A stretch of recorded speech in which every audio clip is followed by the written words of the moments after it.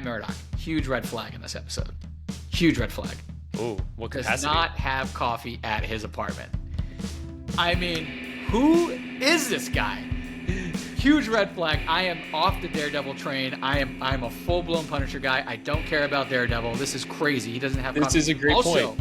Hello and welcome to May the Review Be With You with Nick and Joe. I'm Joe. And I'm Nick.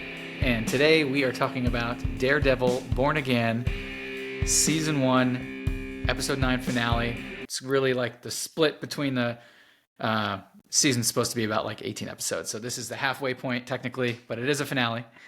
And quick little story time. I was working on our thumbnail. What's your story, Nick?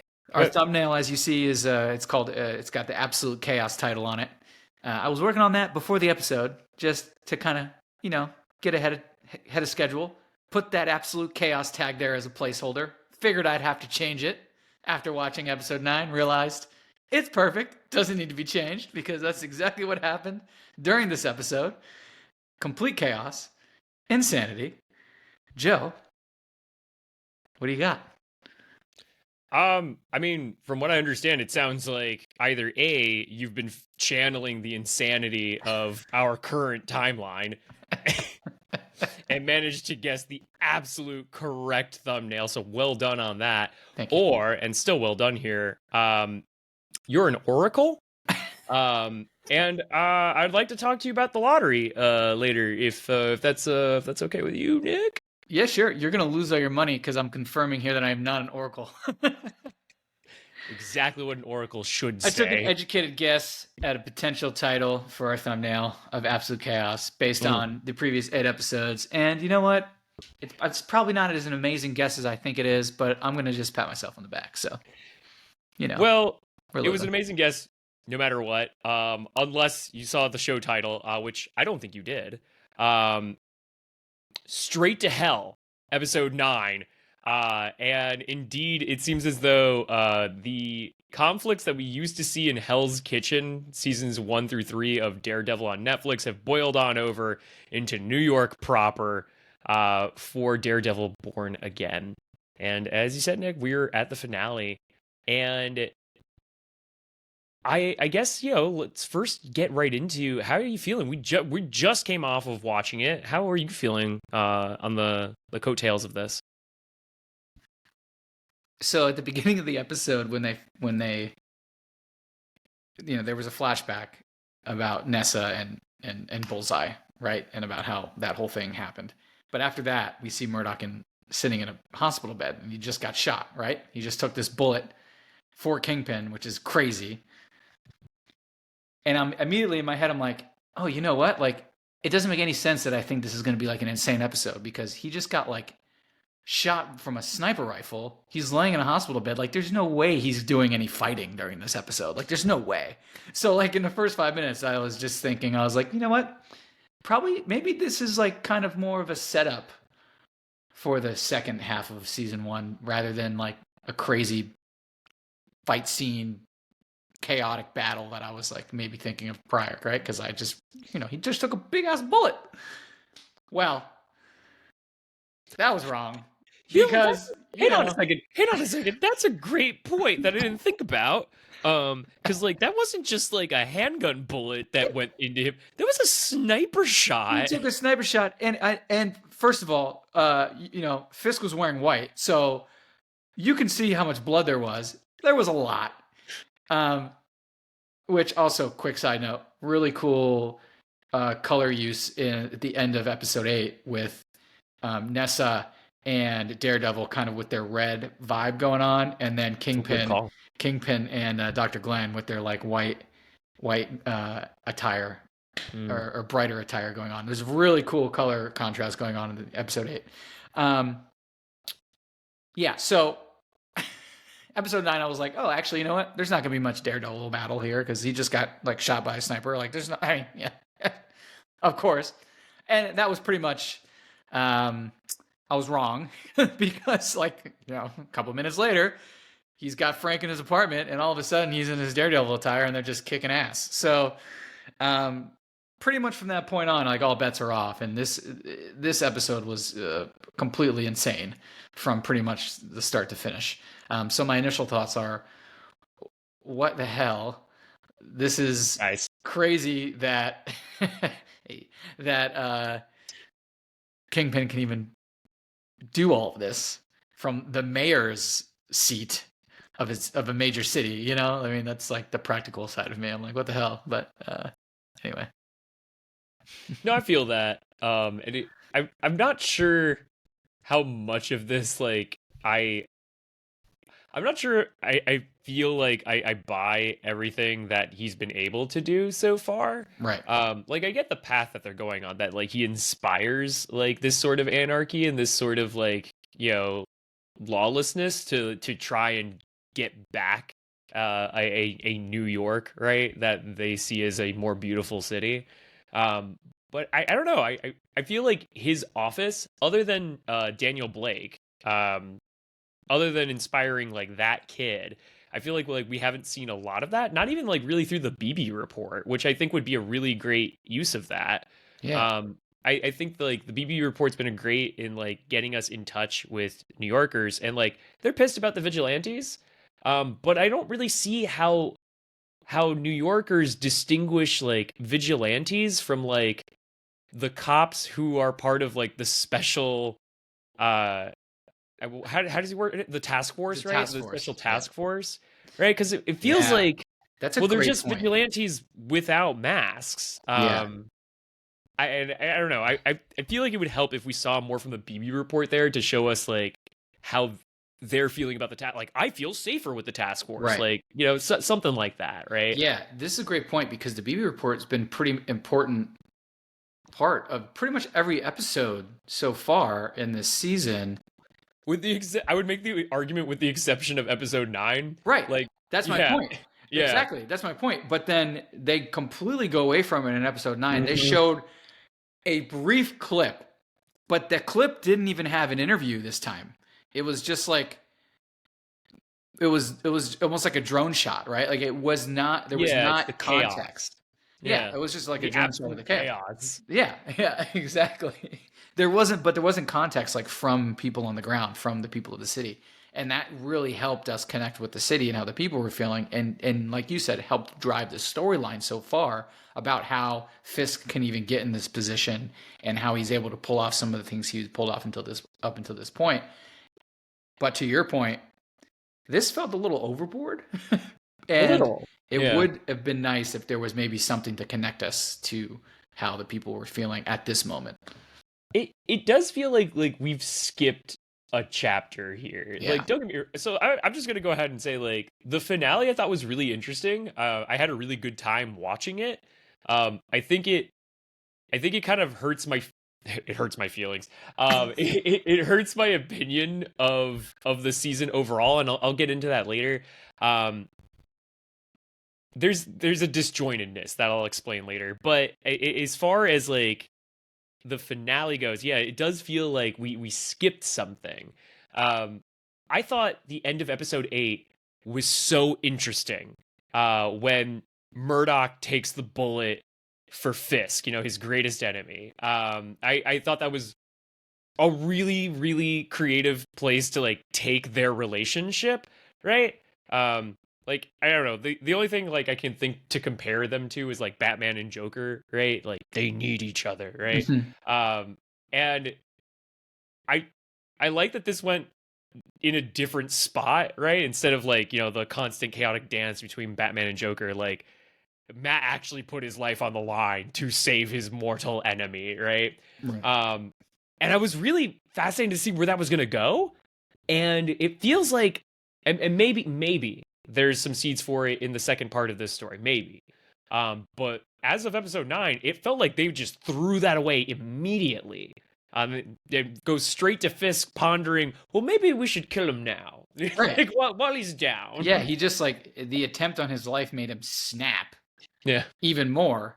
And now he just wants like he just wants to skip straight to taking over and like he's not playing the political game anymore. He's just using his power Right. but like it felt like quite a jump.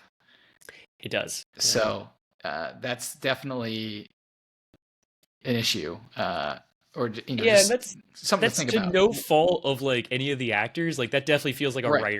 writing issue. Like that there it feels like there was something missing. Yeah, 100%. Mm. 100%. Um, that being said, getting into things that I really enjoyed about this episode, anytime, is it John Bernthal or Jeremy Bernthal? It's John. John Bernthal, right? John Berthal. John Bernthal. Anytime we get to see him play Frank Castle, so fun. And him just messing people up on screen. Good lord, this was a gory episode. This was insane. Full Punisher mode, fantastic. Also, red flag. Matt Murdock, huge red flag in this episode. Huge red flag. Oh, what Does capacity? not have coffee at his apartment. I mean, who is this guy? Huge red flag. I am off the Daredevil train. I'm a full blown Punisher guy. I don't care about Daredevil. This is crazy. He doesn't have This coffee. is a great also, point. one more thing about that. Wait, before you move on from the coffee, you know what? You're right. This is the most unbelievable part of the show. This man's in a committed relationship. Yeah. He's got no coffee in his kitchen. Yeah, but I'm not That's moving weird. off of coffee yet. I have one more point about the coffee. Good. I'm not done. Can you imagine? You just raised the red flag in me. Can you imagine what Frank Castle would have done if he had a cup of coffee before that scene? I mean, it was already crazy. There's at least half a dozen bodies who will never have to imagine. Thankfully. Unbelievable. Unhinged. He's like just killing everybody. Daredevil's trying not to kill people, but he can't. He brought Punisher to a fight that he's just gonna end himself. So right. He brought like a sentient bazooka to a fist fight. Right. Also, the end of that scene where there's a grenades are being thrown in the apartment, and like they just both know to jump off, and Frank knows that Daredevil's just gonna catch him and help him slingshot down. What a couple bros. So I love their chemistry. So it is horrible. It is toxic. But like they bounce off each other so well, and I enjoy how well like the characters seem to know the other. Right? They're able to call each other out on their BS, and like you just pointed out, they can do a leap of faith with each other because like they hate each other. It would appear. But they also know each other so well that they can trust each other, and that's always a really fun dynamic to see on screen. It kind of reminds me of like Bucky and Sam, but like to an even crazier degree, like a way crazier degree. Yeah, I like that comparison though. They definitely have that chemistry. It's so good. Yeah. The I hate you, brother. I hate you, brother. Yeah, or the you're an asshole, Frank. That actually did get a genuine laugh out of me. Oh, good. Anyway, we find out that Karen is the one who called him.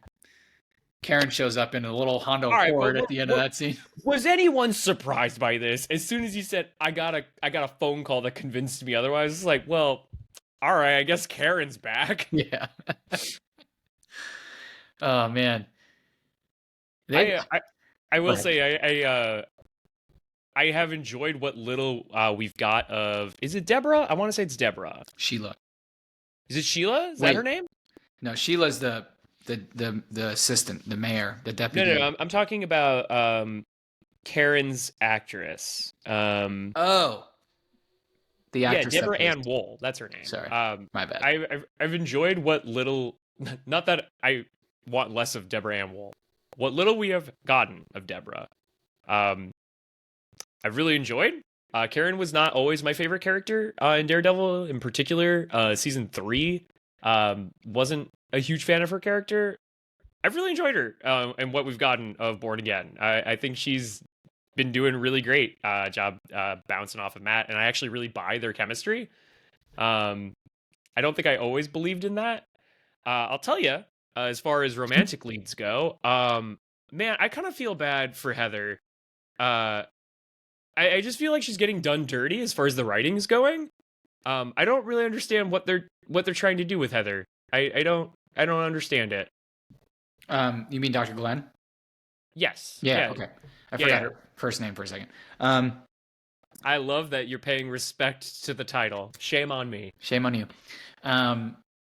Yeah, she kind of just feels like she's I almost feel like her storyline, it needs a reset after the Muse situation, right? Yeah. And I think we're getting that because she was just named the administrator of the health or whatever under Fisk's mayorship, which that feels like kind of a resetting of her storyline, right? Because like before that, her storyline was really about her relationship with Murdoch and the fact that she was the therapist for Vanessa and Fisk, and that Murdoch didn't know that, and there was like this weird like we know something that Murdoch doesn't know, and storyline kind of going on, and then of course the Muse is creeping up in the background, and then eventually, and Muse is also a client, and then that kind of like comes to a head, right, with how that Muse with how Muse dies and obviously tries to kill Dr. Glen.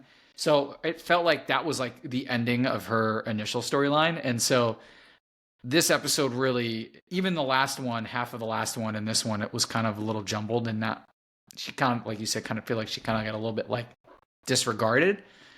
So I'm thinking her being named part of Fisk's kind of cabinet, if you will, that definitely brings a increased storyline. She's got to find out that Murdoch is Daredevil at some point soon. Like, Yeah, that's definitely coming to a head. It feels like the unmasking, right? I think that's like even part of like her whole like psychological thesis, right? A bit of foreshadowing there. Yeah. Um, it feels like Fisk has brought her closer to his cabinet, like as a hostage almost. At least that's the way I see it. Like well, that's everyone.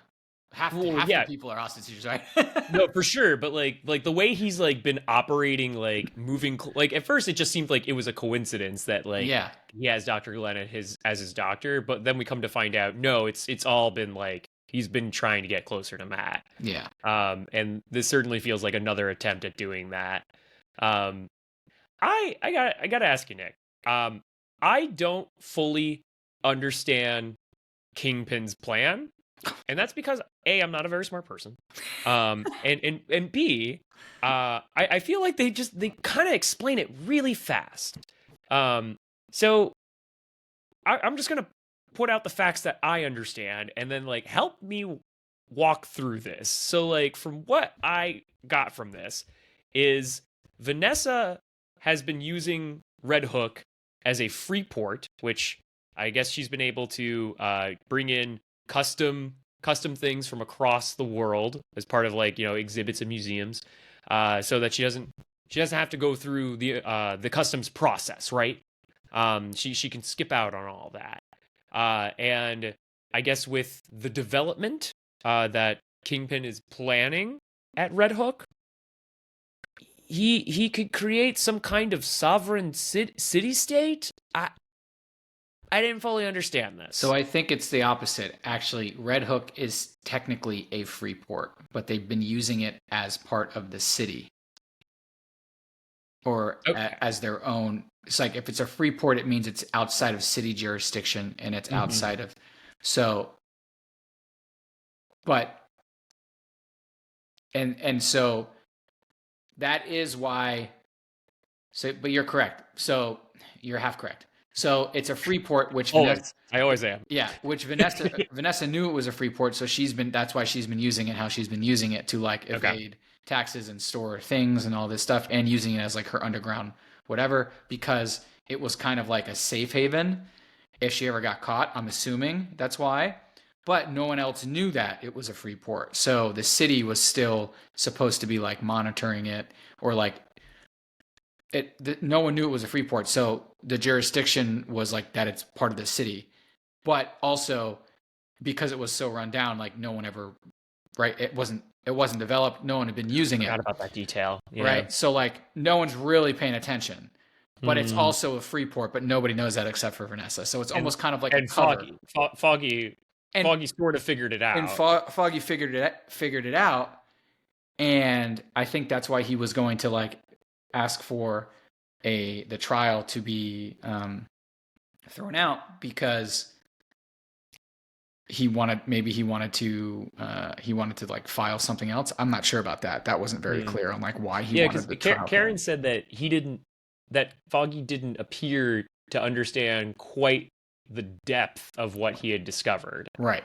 He just knew that he had enough to, whatever the guy's name was, for that guy to walk, Right. which he was very confident about. Right.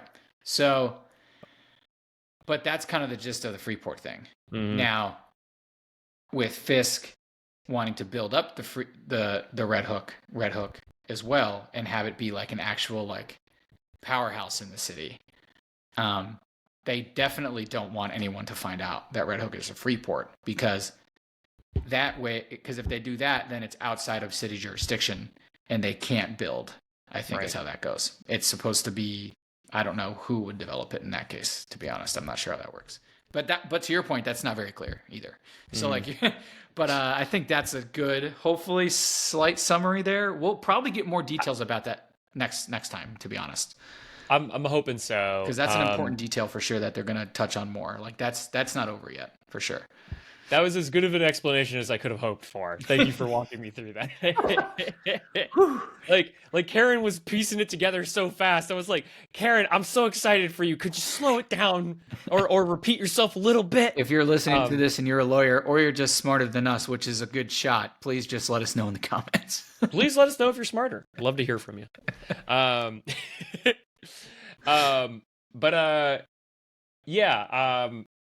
think that could use some fleshing out for sure. Or like, I'm at least like curious to see like what the depth of power is if Kingpin is like successful in doing that, right? Like, are we talking about a sovereign state? Like, what does that mean exactly? In any case, Kingpin flips the switch on the city, right? And as we've talked about, it creates absolute chaos. And Nick, my first thought when this happened was, I wonder what Spider-Man is doing.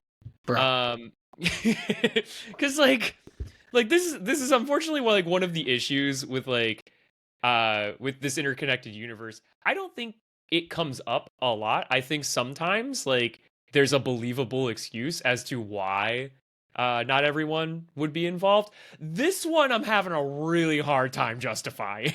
So I don't think it's out of this world that we like they're not mentioning Spider-Man yet, because but he's still like active. I think we assume that he is. He's definitely we might get, it would be cool if we get some sort of like reference to this moment in the next Spider-Man film. It would be, I think, beneficial.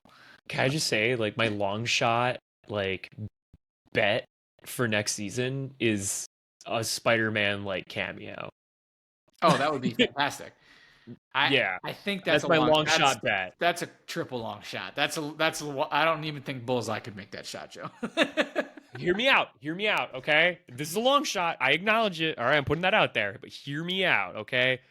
First off, we have to get through like the Sony problem, and then like the fact that Tom Holland, I think he's only signed up for like maybe. This ain't happening. We're wasting time. There's no way. Hear me out. Yeah. Two things. So the first being, at the end of the episode, Matt says we're going to need an army, right? And we see like some of the characters that we've come to know throughout the season at the bar, right? I assume he means more than that. See, right? Because like this is where your thought falls apart. I don't think he does. I think that's it. Okay, so I think he absolutely does. I absolutely think we're gonna see the other members of like the Netflix shows start to show up here.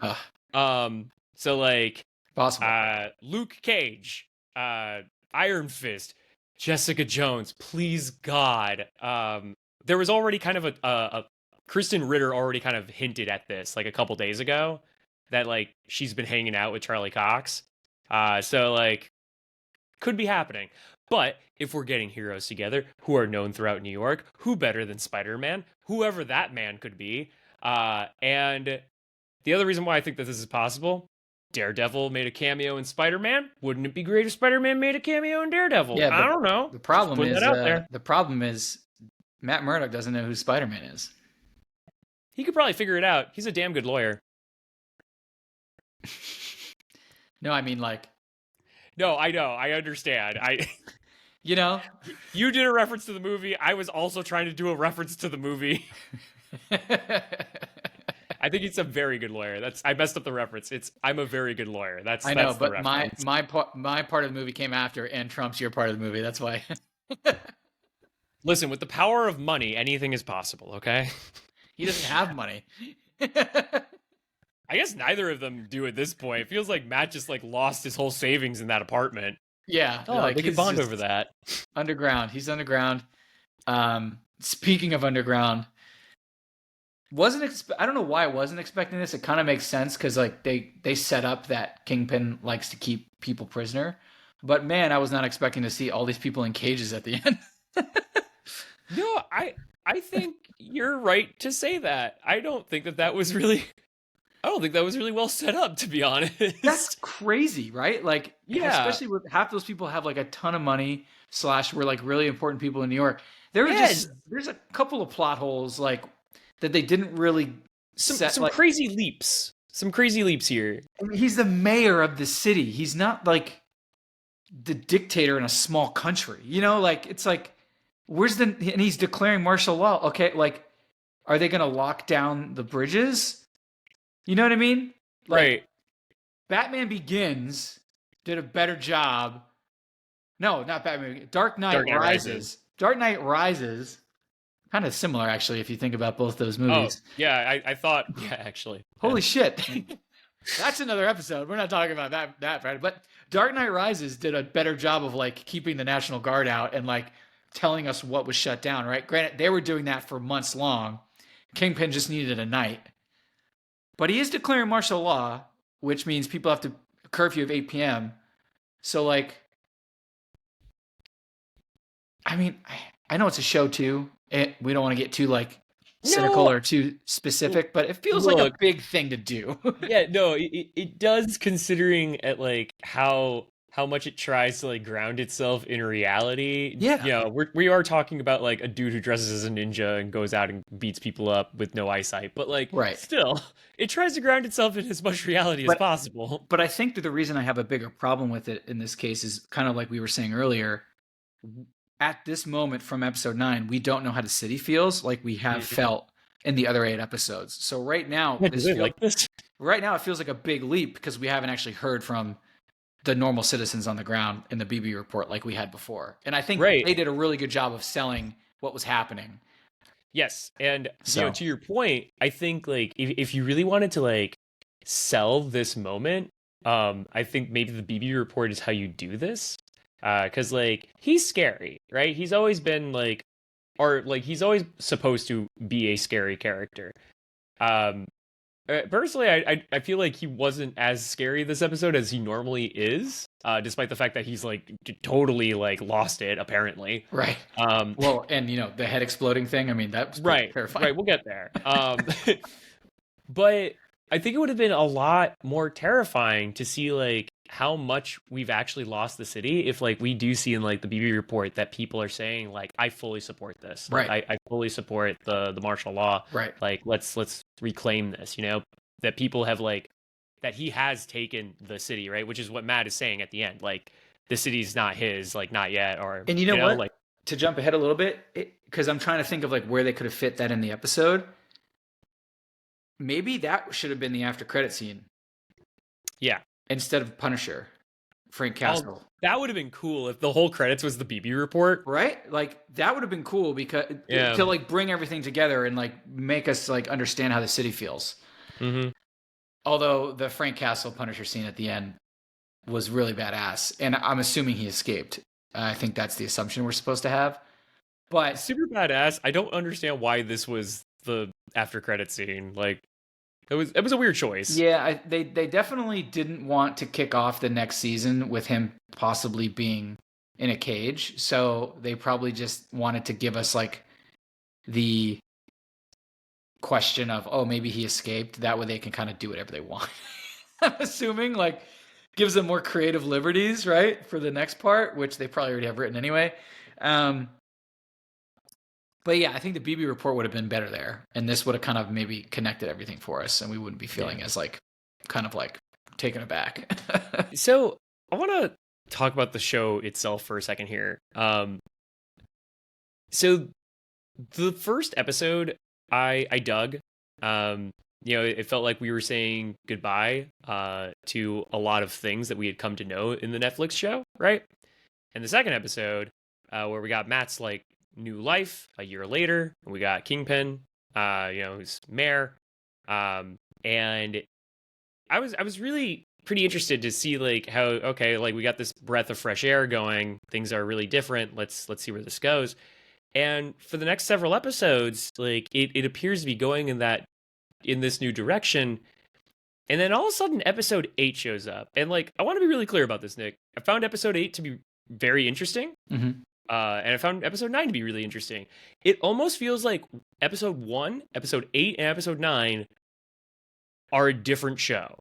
It feels super disjointed here. And like, I never got the vibe that Foggy's death was part of like a bigger conspiracy. It never felt like that. And then all of a sudden in episode 8, it was. And that didn't feel like a plot twist. That didn't feel like like, it just felt like Matt always kind of knew this. And he was like, finally had something to go on, right? And like everything else that had happened before, it doesn't really feel like it adds up into episode 8 and 9, like the bank episode and how the gangsters were conspiring against Kingpin. Like that doesn't really add into any of this, really. The death of Hector Ayala, the trial of Hector Ayala, which is I think my favorite episode of the entire season. I love that episode. I think there's an argument that you could make with like setting up the police force and like how they end up becoming like the goons of Kingpin, right? But like beyond that, like not a lot. So I don't know.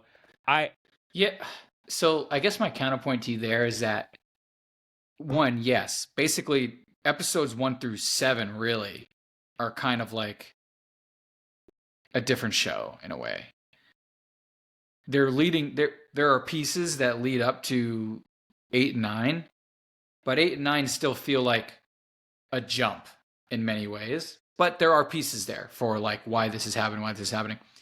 But those first 7 episodes almost felt like we were just like stretching a rubber band as far as we could, with like Kingpin and Daredevil both trying to like cling to this like new way of being that is just, it was never going to stick. And we were just waiting for something to just go crazy. And I think actually it was episode 6 where they both kind of started losing it a little bit. And I think that gives some more context, at least, to where like I can see why we ended up here, or at least why episode 8 went the way it went. It kind of felt like we jumped and then we really jumped to 9. But at least to 8, it felt like that makes sense, right? And we got a lot of the Vanessa and Kingpin relationship and storyline might be my favorite of this season, because they really like found their way back to being a team in the worst ways possible. Therapy did not work in the way it should. No, it seems like it actually worked great. Yeah. Okay. I'd say this is a huge argument for therapy. If it can bring them together, I mean, like, it can do anything. Christ. I hear what you're saying, but there are a couple plot threads that I feel like the show, at least one that the marketing team like was trying to sell at three of these plot threads that really just like I feel like either haven't gone anywhere yet or like aren't going anywhere. The death of Hector Ayala, right? And like the mystery that was like behind that, and like, is Frank involved? And like, we knew he probably wasn't, and we know it's these guys, but like, yeah, it's just this guy, you know, it doesn't really go beyond that, right? It's just like the Punisher problem. Well, one of the cops. Wait, let me finish this point real quick. The Muse situation where like we had this character that seemed pretty fascinated with the idea of Kingpin, right? Painting these effigies out of blood, and like we got rid of him pretty fast, which was pretty disappointing. And then the last thing, like for Kingpin himself, you mentioned that by episode 6, that both he and Matt appear to be like really losing it. But like in episode 9, we kind of learned that he was always Kingpin. Like, I think there was this set dressing that like he's trying to do things differently, but like we know that that's not true. Like we know that like he, what was his name? Adam. He put Adam in a cell. True. And would beat the snot out of him. True. It was a very Kingpin thing to do. He was never not Kingpin, Yeah. Maybe the crazy thing is different because like I do feel like we're missing a piece there. But this is kind of my whole point though, where like the whole show just feels disjointed. Yeah. Two things real quick. One about Adam. You just reminded me because when you mentioned Kingpin beating the shit out of him, Kingpin, one of those episodes ends with Kingpin like beating the brakes off of this Adam guy, and I thought he killed him. And then the next episode, we're like, oh no, he's still alive in a cell, and he doesn't look like he's been beat up at all. No, not at all. How much time passed between those two episodes? So this happened twice. This happened 2 times. So, like you said, it feels like he's killing him in that moment, right? And then, like you said, next episode we find out no, he's not only not dead, he looks fine. Right. Matt did the same thing in episode 2 at the end of the episode when he saves the dude who's going to clear Hector Ayala's name, and the 2 cops walk into the room and they decide they're going to kill Matt, and Matt's like shaking his head like, don't do this, please don't do this. And then like his violent, darker tendencies come out, and like it looks like, for the way the scene is developed, it looks like he kills them. Right. And like the way he reacts, like when he's like, he's screaming at the end because he can't believe what he just did. It really feels like he killed them. And the very next episode, they're fine. Right. Like, agreed. I totally thought they were dead after that. Yeah. I was mind blown. I was like, insane. Holy crap, I can't believe they did that. So, and I wonder if this has anything to do with the rewrites they had done.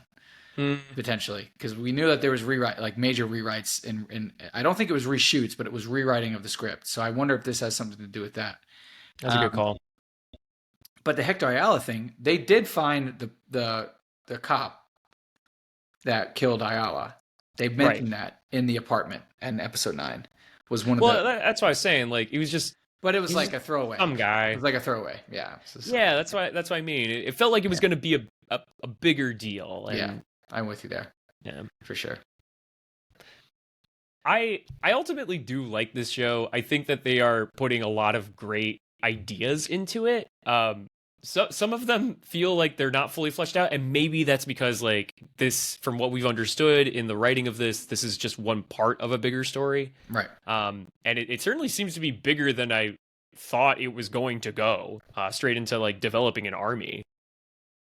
Yeah, for sure. Yeah, we're gearing up for a little city battle. I don't know how they're going to hide. Yeah, I don't know how it's going to be interesting to see how they navigate Murdoch like hiding in plain sight or something, because I mean, clearly the whole task force now is looking for Murdoch and not just Daredevil, which complicates things. Castle most likely is on the run, but everyone knows what he looks like. So it's just going to get more complicated. And to your point about Spider-Man, not that I want to encourage this, technically is a masked vigilante.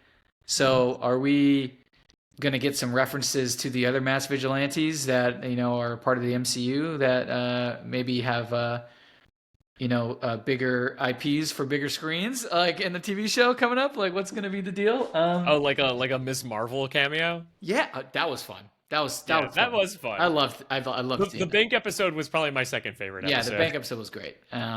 So anyway, that's I got nothing else. You have any other points you want to make? One last one. This is mostly a joke, but also kind of serious. So do you think like he'll just call up like Jennifer Walters and just be like, hey, I know it was kind of a one-night stand, but how about one more go? And then just be like, hey, New York's a mess. I really need you to do your thing. Listen, I would love to see She-Hulk in the next season of Daredevil. That would be fantastic. I hope. Yeah, then we could get Heather, we can get Karen and Jennifer all in a room together and just like see who wins. And we can get Wongers. The best. Anyway, Oh no, sorry. This actually was a serious question though. Oh god. Do you think that this show takes place before or after his appearance in She-Hulk? I honestly, I'd have to rewatch She-Hulk. I have no idea. I'm going to assume after. I did. I I rewatched it. And I don't know. The show like really feels like it's purposely keeping it ambiguous as to like whether or not it's before or after this. I'm assuming after. I mean, I can't imagine. Yeah, I Canonically. think that's probably the safest Yeah. assumption. Unless it's trying to explain 'cause like in that show, he's not like, you got to think most of this show he was like pretty messed up. pretty messed up and depressed about Foggy. He was Yeah. not that way in She-Hulk. Like he was Yeah. very confident, and he was Daredevil. So at least Good point. in this, there's only like 3 episodes where he could have snuck out in the show. No, so he does know Jennifer Walters, is what we're saying here. Yes. So we're gonna see She-Hulk. That's our big prediction in the next season. We're gonna see She-Hulk. We can only hope. Are we doing scores for this? Yeah. We're at the end of the season. Might as well. Well, so it's a show. So we scored out of 10. What are you feeling? 7.3 for now. You're just a little ahead of me. I'm giving it a flat 7. It's a 7. 7 is good. It's worth watching. Yep. Room for improvement. Room for improvement. And fun. yeah. And I think that it'll get there. I think there's a lot of care behind these characters, so I feel good about it. It's a little messy. Well done MCU show. A lot of battles, a lot of fighting, a lot of action. Oh yeah, it's awesome. Yeah, as far as like the craftsmanship, this definitely felt like it was one of the better MCU shows. 90% practical fighting. It's like the practical effects, like fighting wise, it's 90% like all happening. It's great. That's awesome. Yeah, that is awesome. Sick. Yeah, more of that, please. Yeah, the action never really disappointed. I loved the action pretty much all the time on this show. Yeah. Yeah. Same here. But we'd love to know what you guys think.